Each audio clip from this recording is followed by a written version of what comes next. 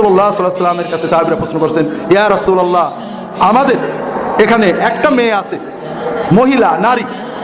সে সারা রাত তাহাজ্জুদ পড়ে, সারাদিন নফল রোজা রাখে, টাকা পয়সা দান খয়রাত অনেক পরোপকার ভালো কাজ করে, কিন্তু তার জবানটা খুব তিতে, কথা বললে মানুষের একেবারে কলিজা ছিঁড়ে দেয়, তার আশেপাশে যারা থাকে পাড়া প্রতিবেশী আপনজন আত্মীয় স্বজন, সে খুব জিভে দ্বারা কষ্ট দেয়। কথা বলেন,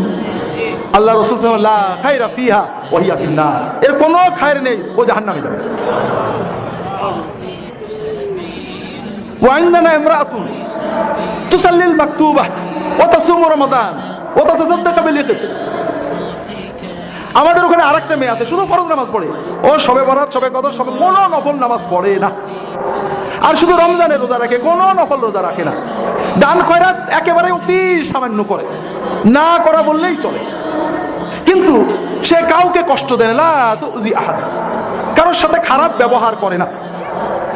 আল্লাহ রাসূল সাল্লাল্লাহু আলাইহি ওয়াসাল্লাম বললেন, ওয়া হিয়া ফিল জান্নাহ, এই মেয়েটা জান্নাতে যাবে।